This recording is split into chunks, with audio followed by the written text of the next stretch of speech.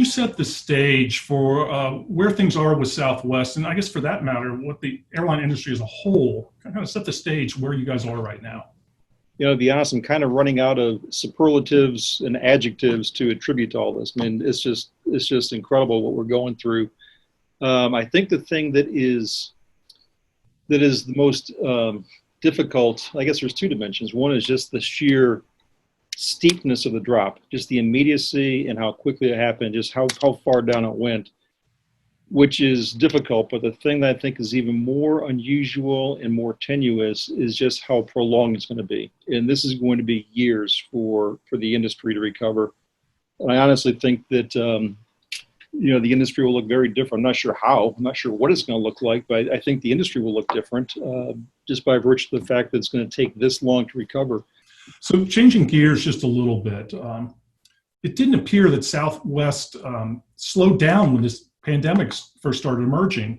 From our side, it appeared like you guys stepped on the gas with the implementation of the new corporate GDS partnerships.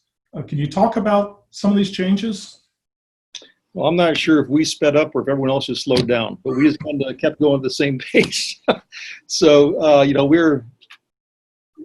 clearly we had to make some decisions and some trade-offs, but we're pretty disciplined in how we think about these kind of things. But there's really three categories of investments that we have. I think any airline probably has: aircraft facilities, airport facilities and such, training facilities, hangars, and then technology. And, of all the industries I've been in consumer goods and retail and now airlines for the past quite a while, actually. That's half my career is in the airline sector. But of all the industries I've been in, far and away the most technology intensive is the airline business. I mean, nothing happens at this point just because of the sheer scale and complexity of who we are. And nothing happens without pretty tightly integrated technology. So we're very hesitant to pull back too far on some of our more strategic efforts. So we have a lot of work going on that we're going to continue in our operational area. We have work we're going to continue in our commercial and customer experience area. And GDS is one of those strategic priorities. What do you see the role of travel advisors in Southwest's new normal? We have not had a physical presence or just a personal presence.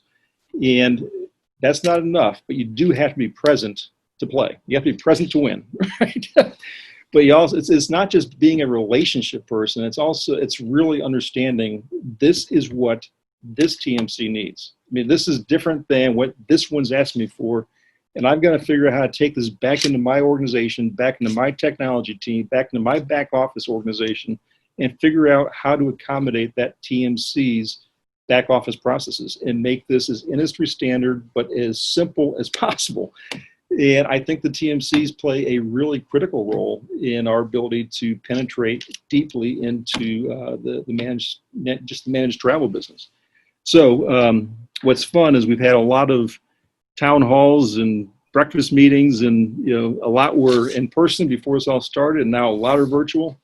And we're spending a lot of time with them. And the receptivity and their excitement about Southwest is really something. What's also interesting is that I meet some of them, they've never flown Southwest, right? They're from a region of the country, the Northeast, and we've never been present to them.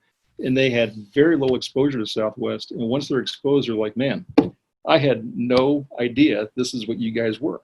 So it's just a lot of fun, but they play a really critical role. But thank you so much for talking with us this morning.